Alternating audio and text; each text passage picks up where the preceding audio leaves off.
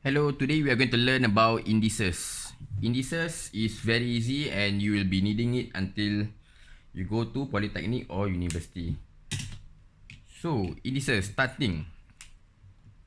Example, I have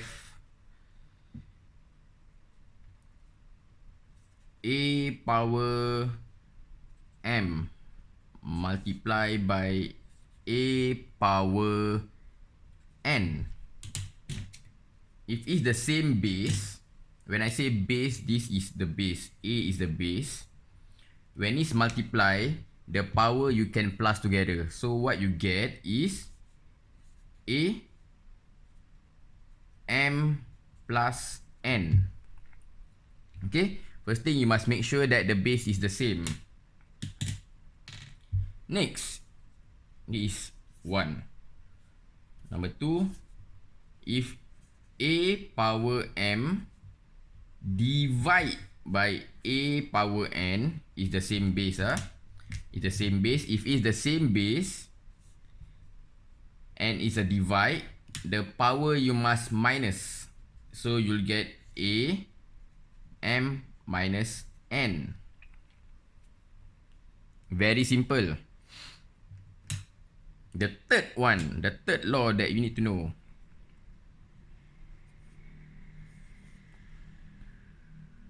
If let's say you have a power m like this, then they give you a power outside. What happens? If there's a power outside a bracket like this, you times in. So m multiplied by n. So you get a power m n. Straightforward. Next.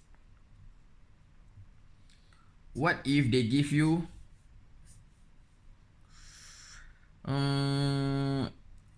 x, y power m? What you get is the power m goes to the y and also goes to the x. It goes to every term, okay? It goes to every term inside the bracket. So what I'll have is xm ym. Okay, these laws is very important. If you don't know how to do or don't memorize how to do it and know the reason behind it, you cannot do indices and you have problem with mathematics. So number 5, rule number 5 is also very straightforward. A power 0. Okay, anything power 0 is equals to 1. You have 1000 power 0, 1 million power 0, 20,000 power 0. All that have power 0 is equals to 1. The sixth law that you need to know is a power negative n. So how do I change this to indices? When I change this to, not indices, sorry, to positive. So I want a power n. When I want a power n only instead of negative n, I flip it over. So it becomes 1 over a power n. So sometimes a question give you like this, 1 over a negative n. So how do I make it into positive indices? So I flip it over again. So I'll get a power n. Simple. Very easy, Last one, and I would say the most important one.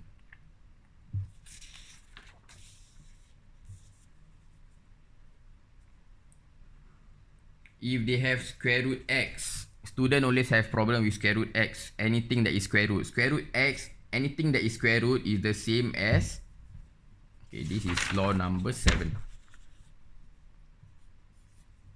Anything with a square root is actually x power half. Okay, square root means x power half.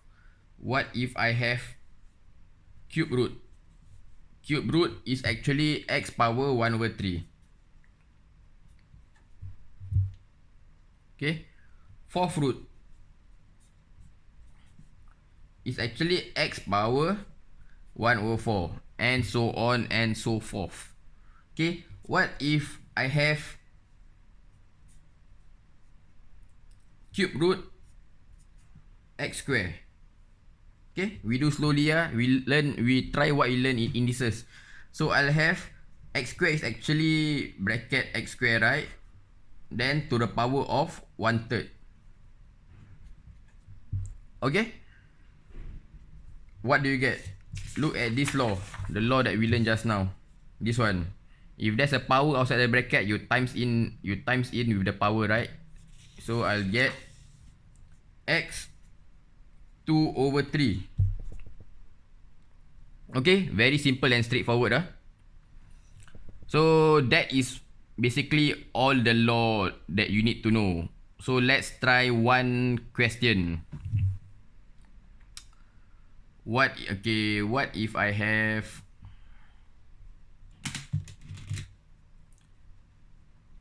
x power 7 multiplied by x power 4? What do I get? Multiplication, so power plus, right? So I get x power 7 plus 4 is 11. Okay, what if I have q 14 divided by q 8?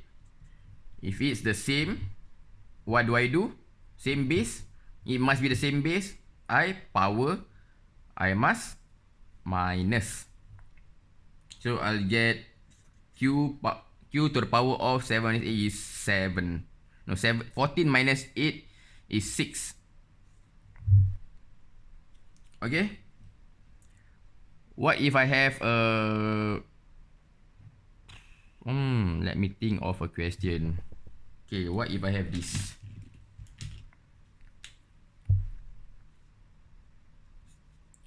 Three x square b power 4. Okay, using the law of indices that we have already learned, which is this one. What do I get? The power goes to every term, right?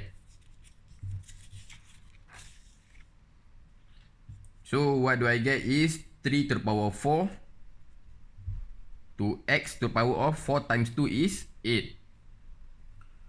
X power of 8, 4 goes to here, becomes, this is actually power 1, so b to the power of 4.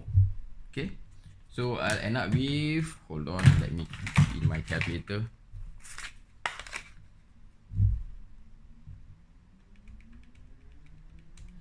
So I'll get 81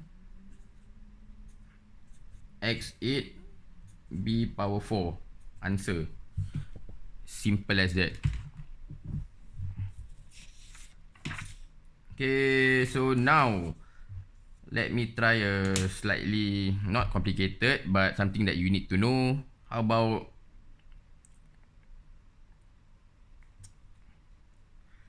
bracket a over b to the power of 6? What do I get? Power goes to all the terms, so a to the power of 6 over b to the power of 6. Easy, very straightforward, very easy. You need to practice. If you don't practice, you will not know how to do. Okay, I'll try one exam style question. Exam style question is something like this. Hold on.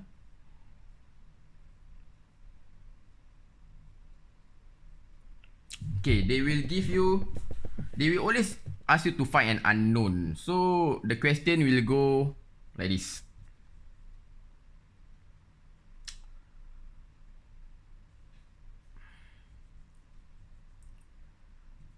5 square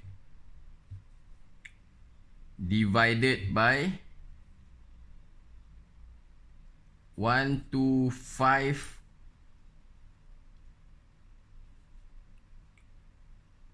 is equals to 25k. I just made up a question, okay? So now they will ask you, find k, find the unknown. Every time when you do this question, always think to yourself, I must make it all the same base. I must make it all the same base, okay? So a clue that you must find is always find the smallest number in the equation. Sometimes they don't give it, sometimes you must decipher for yourself. So it takes a lot of practice. So this question, the smallest number is 5, right? So 5 square. Okay, can 1 to 5 be 5 power something? Can, right? So I write back all again. 5 square is actually 5 divided by 5 power 3. Correct? 5 power 3 is 1 to 5, right? 5 times 5 is 25. 25 times 5 is 1 to 5. Is equals to 25. Can I break it down into the same 5 power something? I can. 25 is actually 5 square. Okay. Okay. So loss of indices. That's why I say you must know your loss in and out. So power times in. I'll do it slowly. Divide. Actually power is power you must minus, right? So 5 power 2 minus 3. 2 minus 3 is minus 1. Is equals to 5 power 2k. Simple lah. If you have the same base, the base you can remove and equate the power together. So you'll get minus 1 is equals to 2k. K is equals to minus 1 divided by 2, which is minus 0.5. Okay, this is the exam style question that they may ask you. So happy trying and make sure you practice a lot.